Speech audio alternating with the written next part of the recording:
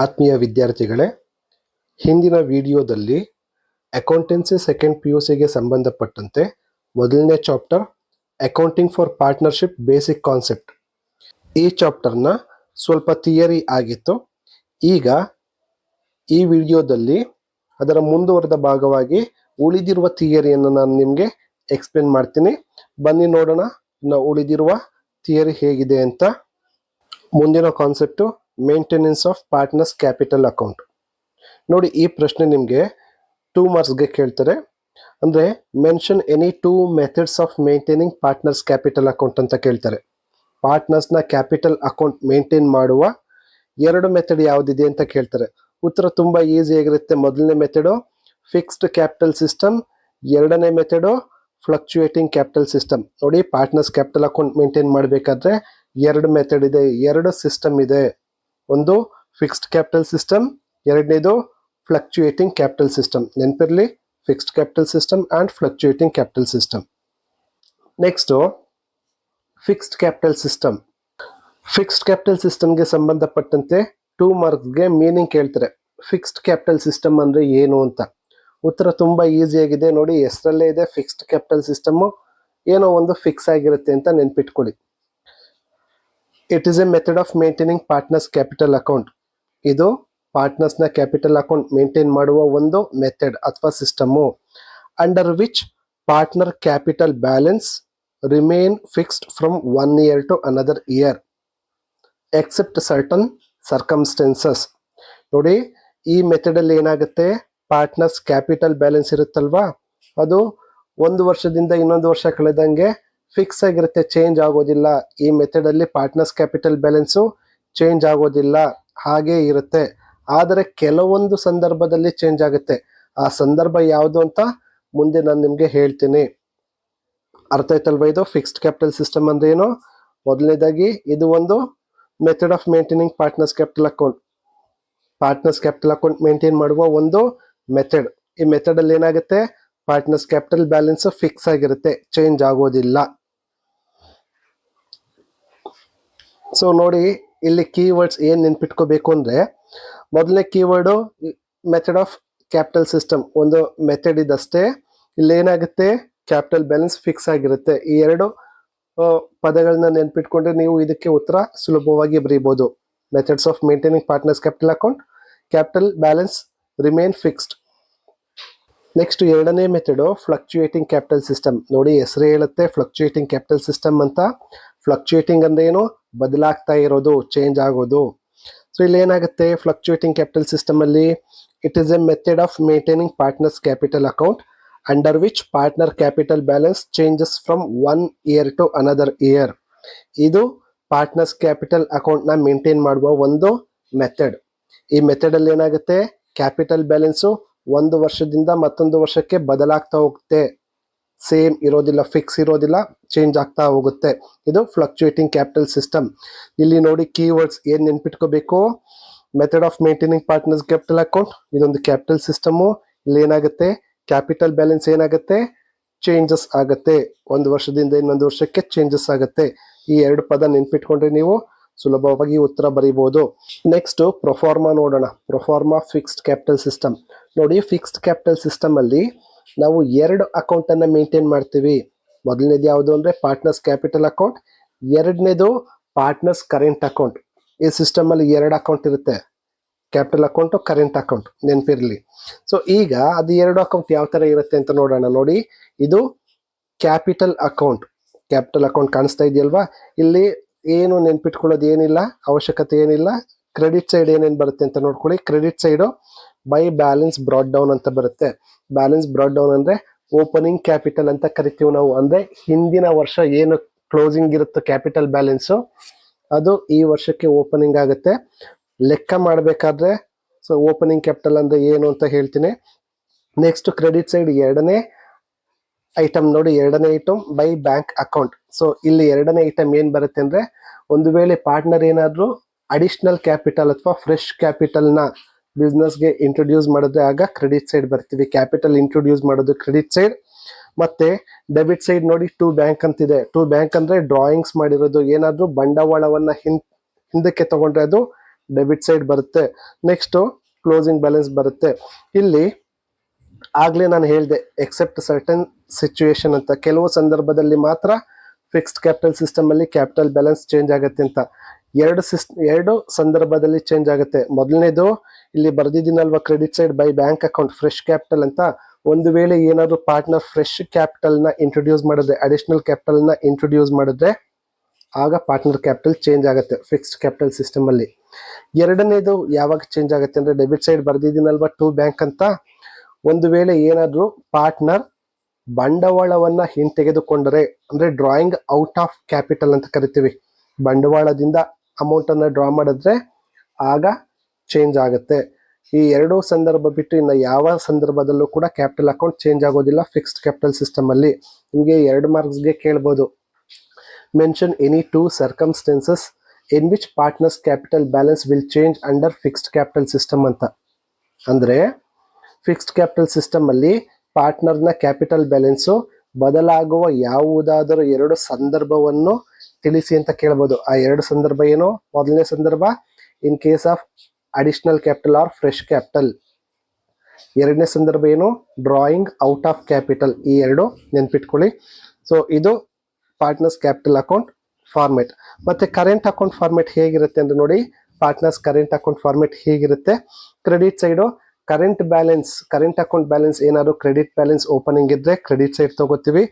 ಮತ್ತೆ interest on capital, commission, salary, profit and loss appropriation account, ಒಂದು ವೇಳೆ profit ಬಂದಿದ್ರೆ ಅದು ಕ್ರೆಡಿಟ್ ಸೈಡ್ ಬರುತ್ತೆ.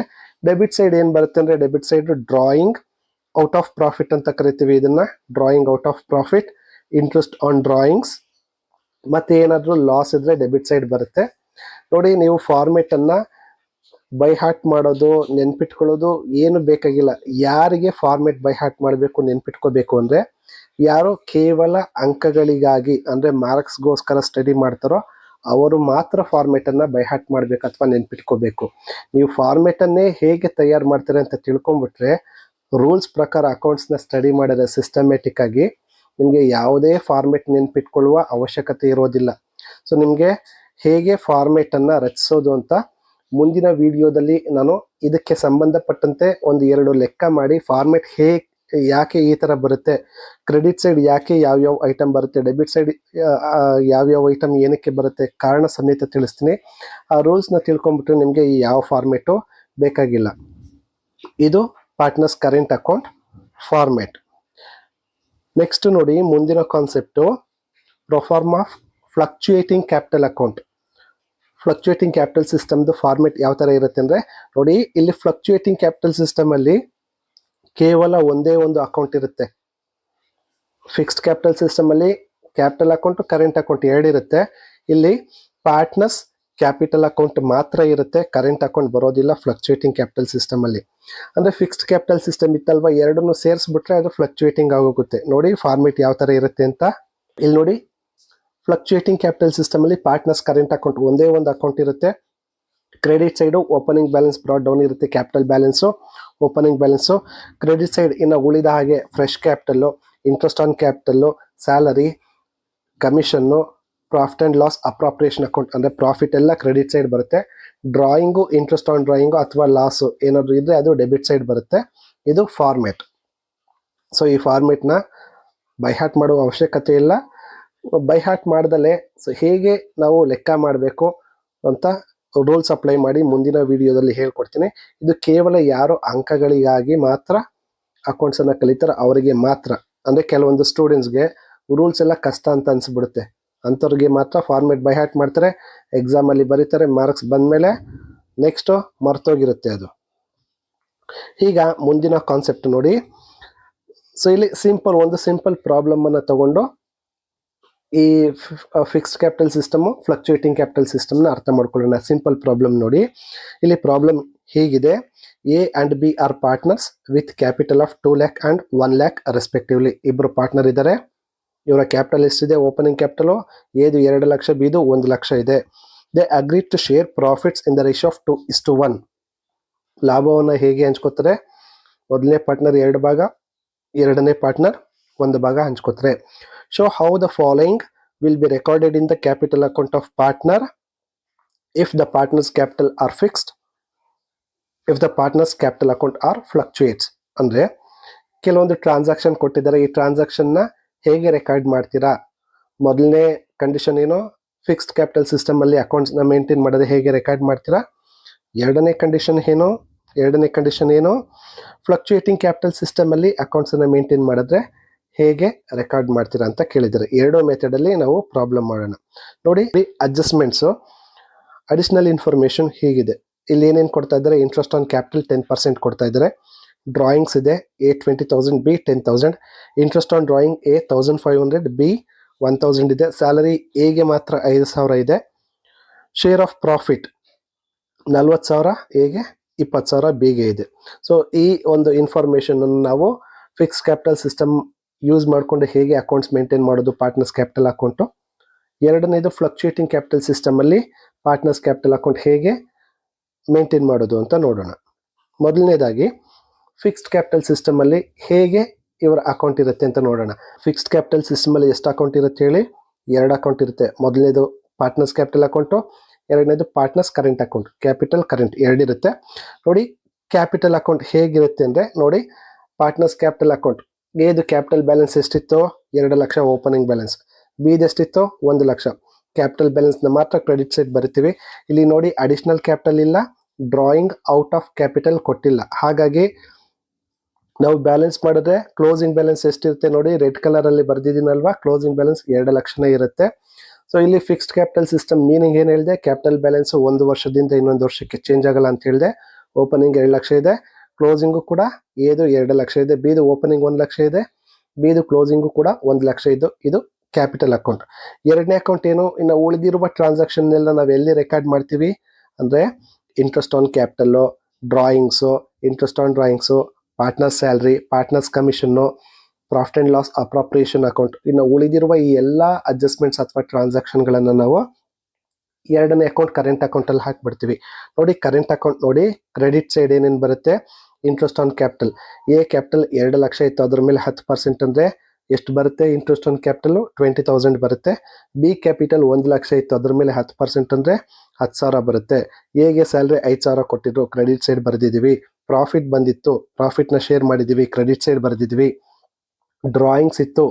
ಸೊ ಇಲ್ಲಿ ಅಸ್ಯೂಮ್ ಮಾಡ್ಕೋಬೇಕು, ಊಹೆ ಮಾಡ್ಕೋಬೇಕು, ಇದು ಡ್ರಾಯಿಂಗ್ ಔಟ್ ಆಫ್ ಪ್ರಾಫಿಟ್ ಅಂತ. ಹಾಗಾಗಿ drawing current account debit side ಬರುತ್ತೆ. ಇಂಟ್ರೆಸ್ಟ್ ಆನ್ ಡ್ರಾಯಿಂಗ್ ಇದ್ರೆ ಡೆಬಿಟ್ ಸೈಡ್ ಬರುತ್ತೆ. ಈಗ ಕ್ರೆಡಿಟ್ ಸೈಡ್ ಬ್ಯಾಲೆನ್ಸ್ ಜಾಸ್ತಿ ಬಂದಿರುತ್ತೆ, ಅದರಲ್ಲಿ ಡೆಬಿಟ್ ಬ್ಯಾಲೆನ್ಸಸ್ನ ಮೈನಸ್ ಮಾಡಿದ್ರೆ ಇಲ್ಲಿ ರೆಡ್ ಕಲರ್ ಬರ್ದಿದ್ದೀನಲ್ಲ, ಅಷ್ಟು ಬ್ಯಾಲೆನ್ಸ್ ಬರುತ್ತೆ. ಆಯಿತಾ? ಸೊ ಇದು ಪಾರ್ಟ್ನರ್ಸ್ ಕರೆಂಟ್ ಅಕೌಂಟ್. ನೆಕ್ಸ್ಟು, ಇದು ಮೊದಲನೇ ಮೆಥಡ್ ಫಿಕ್ಸ್ಡ್ ಕ್ಯಾಪಿಟಲ್ ಸಿಸ್ಟಮಲ್ಲಿ. ಫಿಕ್ಸ್ಡ್ ಕ್ಯಾಪಿಟಲ್ ಸಿಸ್ಟಮಲ್ಲಿ ಕ್ಯಾಪಿಟಲ್ ಓಪನಿಂಗು 2 ಲಕ್ಷ ಇತ್ತು, ಇದು ಕ್ಲೋಸಿಂಗು 2 ಲಕ್ಷ ಇತ್ತು, ನೆನಪಿರಲಿ. ಈಗ ಫ್ಲಕ್ಚುಯೇಟಿಂಗ್ ಕ್ಯಾಪಿಟಲ್ ಸಿಸ್ಟಮಲ್ಲಿ ಹೇಗಿರುತ್ತೆ ಅಂತ ನೋಡೋಣ. ಸೊ ಎರಡನೇ ಮೆಥಡ್ ಏನು? Fluctuating capital system. Fluctuating capital ಸಿಸ್ಟಮಲ್ಲಿ ನೋಡಿ, ಒಂದೇ ಅಕೌಂಟ್ ಇರುತ್ತೆ, 2 ಅಕೌಂಟ್ ಇರೋದಿಲ್ಲ.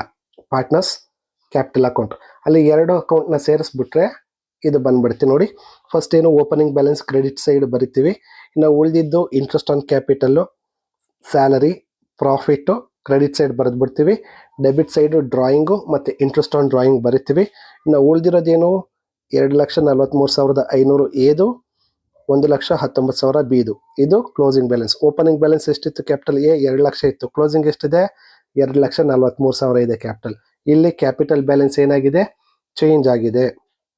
ಇದು ಫ್ಲಕ್ಚುಯೇಟಿಂಗ್ ಕ್ಯಾಪಿಟಲ್ ಸಿಸ್ಟಮ್.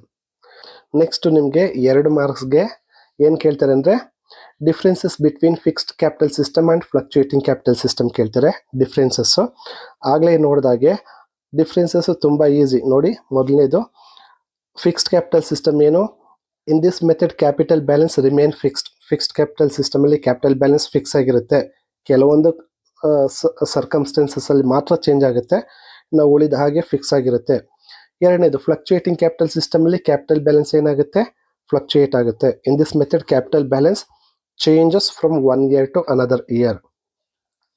ಎರಡನೇ ಡಿಫ್ರೆನ್ಸು, ಫಿಕ್ಸ್ಡ್ ಕ್ಯಾಪಿಟಲ್ ಸಿಸ್ಟಮಲ್ಲಿ ಏನಾಗಿರುತ್ತೆ? 2 ಅಕೌಂಟನ್ನು ಮೇಂಟೈನ್ ಮಾಡ್ತೀವಿ. 2 accounts are maintained in this system, namely partners capital account and partners current account. 2 ಅಕೌಂಟನ್ನು ಮೇಂಟೈನ್ ಮಾಡ್ತೀವಿ, capital account, current account. Fluctuating ಸಿಸ್ಟಮಲ್ಲಿ ಎಷ್ಟು ಅಕೌಂಟನ್ನು ಮೇಂಟೈನ್ ಮಾಡ್ತೀವಿ? ಒಂದೇ ಅಕೌಂಟ್. ಯಾವುದದು? Partners capital account. Only one account is maintained, that is partners capital account.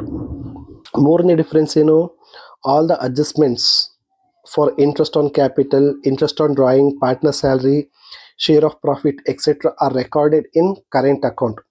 Fixed capital ಸಿಸ್ಟಮಲ್ಲಿ ಅಡ್ಜಸ್ಟ್ಮೆಂಟ್ಸ್ನ ಕರೆಂಟ್ ಅಕೌಂಟಲ್ಲಿ ರೆಕಾರ್ಡ್ ಮಾಡ್ತೀವಿ. ಫ್ಲಕ್ಚುಯೇಟಿಂಗ್ ಕ್ಯಾಪಿಟಲ್ ಸಿಸ್ಟಮಲ್ಲಿ ಇರೋದೇ ಒಂದು ಅಕೌಂಟ್, ಅದರಲ್ಲೇ ರೆಕಾರ್ಡ್ ಮಾಡ್ತೀವಿ. All adjustments for interest on capital, interest on drawing, partner salary, share of profit etcetera are recorded in capital account. ಇದರಲ್ಲಿ ಅಡ್ಜಸ್ಟ್ಮೆಂಟ್ ಕರೆಂಟ್ ಅಕೌಂಟಲ್ಲಿ ರೆಕಾರ್ಡ್ ಮಾಡ್ತೀವಿ, ಫ್ಲಕ್ಚುಯೇಟಿಂಗಲ್ಲಿ ಕ್ಯಾಪಿಟಲ್ ಅಕೌಂಟಲ್ಲಿ ರೆಕಾರ್ಡ್ ಮಾಡ್ತೀವಿ. ಸೊ ಇವು ಡಿಫ್ರೆನ್ಸಸ್ಸು 2 ಮಾರ್ಕ್ಸ್ಗೆ ಕೇಳ್ತಾರೆ. ಯಾವುದಾದ್ರು 2 ಪಾಯಿಂಟ್ ಬರೋದ್ರೆ ಆಯಿತು. ಮುಂದಿನ ಕಾನ್ಸೆಪ್ಟು ನೋಡಿ, ಈ ಚಾಪ್ಟರ್ಗೆ ಸಂಬಂಧಪಟ್ಟ ಕಡೆಯ ಥಿಯರಿ ಕಾನ್ಸೆಪ್ಟ್ ಯಾವುದು ಅಂದರೆ profit and loss appropriation account. ಇದರದ್ದು ಮೀನಿಂಗ್ ಕೇಳ್ತಾರೆ.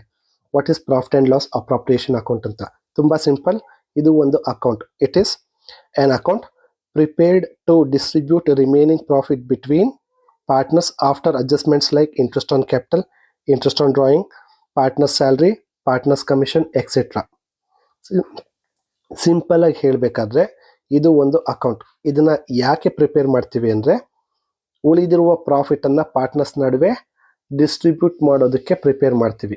ಅಂದರೆ ಈ ಎಲ್ಲ ಅಡ್ಜಸ್ಟ್ಮೆಂಟ್ಸ್ನ ಕಳೆದು ಏನು ಉಳಿಯುತ್ತೋ ರಿಮೈನಿಂಗ್ ಪ್ರಾಫಿಟ್ ಅದನ್ನು ಪಾರ್ಟ್ನರ್ಸ್ಗೆ ಶೇರ್ ಮಾಡ್ಕೊಳ್ಳೋದಕ್ಕೆ ಈ ಅಕೌಂಟನ್ನು ಪ್ರಿಪೇರ್ ಮಾಡ್ತೀವಿ ಅಷ್ಟೇ. ಅದು profit and loss appropriation account. 2 ಮಾರ್ಕ್ಸ್ಗೆ ಕೇಳ್ತಾರೆ. ನೋಡಿ, ಇದರಲ್ಲಿ ಕೀವರ್ಡ್ ನೀವೇನೇನು ನೆನ್ಪಿಟ್ಕೋಬೇಕು ಅಂದರೆ, ಮೊದಲನೇದು ಇದು ಒಂದು ಅಕೌಂಟು. ಯಾಕೆ ಪ್ರಿಪೇರ್ ಮಾಡ್ತೀವಿ? To distribute profit between partners. ಯಾವಾಗ ಅಡ್ಜಸ್ಟ್ಮೆಂಟ್ಸ್ ಎಲ್ಲ ಕಳೆದು ಆಮೇಲೆ ಉಳಿದಿರುವ ಪ್ರಾಫಿಟನ್ನು ಡಿಸ್ಟ್ರಿಬ್ಯೂಟ್ ಮಾಡೋದಕ್ಕೆ ಪ್ರಿಪೇರ್ ಮಾಡ್ತೀವಿ. ಇದಿಷ್ಟು ಥಿಯರಿ. ನೆಕ್ಸ್ಟ್ ಮುಂದಿನ ವಿಡಿಯೋದಲ್ಲಿ ಈ ಚಾಪ್ಟರ್ಗೆ ಸಂಬಂಧಪಟ್ಟ ಪ್ರಾಬ್ಲಮ್ಸ್ ಹೇಗಿರುತ್ತೆ, ಅದನ್ನು ಹೇಗೆ ಸಾಲ್ವ್ ಮಾಡೋದು ಅಂತ ಎಕ್ಸ್ಪ್ಲೇನ್ ಮಾಡ್ತೀನಿ.